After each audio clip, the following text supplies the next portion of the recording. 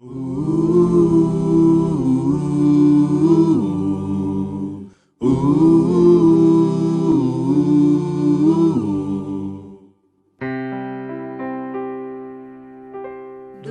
teu falar, ó Salvador, jamais vou duvidar, é encorajador. Alimento Diário, série Deus nos chama para o seu reino e glória. Título do volume 2, A vinda de Cristo é certa. Autores André Dong e Miguel Mar. Título da semana 1, A vontade de Deus, a vossa santificação. Quinta-feira. Ler com oração, Efésios capítulo 1, versículos 4 e 5. Assim como nos escolheu nele antes da fundação do mundo, para sermos santos e irrepreensíveis perante ele. E em amor nos predestinou para ele, para a adoção de filhos, por meio de Jesus Cristo, segundo o beneplácito de sua vontade. Santos e irrepreensíveis. Jesus Cristo realizou a redenção por nossa causa, nos santificou e mudou nossa posição, transferindo-nos do mundo para a igreja, um lugar apropriado para desfrutarmos a palavra, a fim de nossa disposição também ser santificada. Esses dois aspectos do processo de santificação são necessários, porque Deus deseja santificar-nos. 1 Tessalonicenses 4:3 diz: Pois esta é a vontade de Deus, a vossa santificação, que vos abstenhais da prostituição. A vontade de Deus é que sejamos santos e irrepreensíveis. Efésios capítulo 1, versículos 4 e 5 diz: Assim como nos escolheu nele antes da fundação do mundo, para sermos santos e irrepreensíveis perante ele. E em amor nos predestinou para ele, para a adoção de filhos, ou filiação no original grego, por meio de Jesus Cristo, segundo o beneplácito de sua vontade. Deus tem um propósito, e nos escolheu antes da fundação do mundo para ser santos e irrepreensíveis perante ele.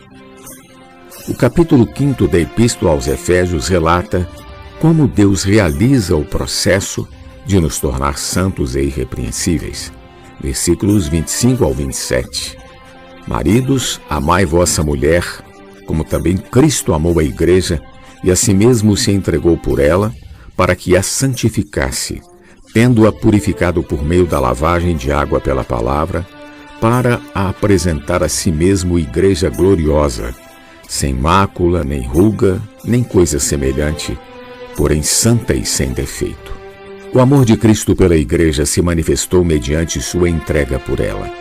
Essa entrega visa santificá-la como noiva de Cristo, por meio da lavagem do jato de água da palavra, para remover todo pecado, ruga e mancha. O lavar da palavra do Senhor nos purifica. Não menospreze a palavra dita à igreja, porque o falar divino nos lava. Esse lavar remove qualquer mancha, nódoa e até ruga. Isso é para nos preparar para o casamento com Cristo, em que seremos apresentados como igreja gloriosa, santa e sem defeito. Até aquele dia, quando nos casaremos com o Senhor, precisamos santificar-nos. E foi isso que Paulo disse aos Tessalonicenses: Pois esta é a vontade de Deus, a vossa santificação, que vos abstenhais da prostituição. 1 Tessalonicenses 4:3. A palavra prostituição, nesse versículo, é fornicação. Eles deveriam afastar-se da fornicação. Em outras epístolas, Paulo menciona ira, discórdia, inimizade, etc. Contudo, aqui, ele fala especificamente da fornicação. Pelo contexto histórico, vemos que a sociedade tessalonicense era promíscua, sem limites morais, semelhante à sociedade atual, que incentiva as pessoas a cometer prostituição, fornicação. É por isso que hoje o Senhor nos alerta para que nos afastemos dessas coisas. O Senhor prossegue falando aos Tessalonicenses. 1 Tessalonicenses 4:4 diz: que cada um de vós saiba possuir o próprio corpo em santificação e honra. Nosso corpo pertence ao Senhor e não podemos usá-lo de qualquer maneira. Em mensagens anteriores vimos que algo terrível aconteceu no período anterior ao dilúvio. Gênesis, capítulo 6, versículo 2 diz assim: vendo os filhos de Deus que as filhas dos homens eram formosas, tomaram para si mulheres, as que entre todas mais lhes agradaram. Filhos de Deus, nessa passagem, refere-se aos anjos, e filhas dos homens, às mulheres. Esse versículo nos diz que algo anormal aconteceu naquele período, quando anjos deixaram seu estado original e se uniram às mulheres.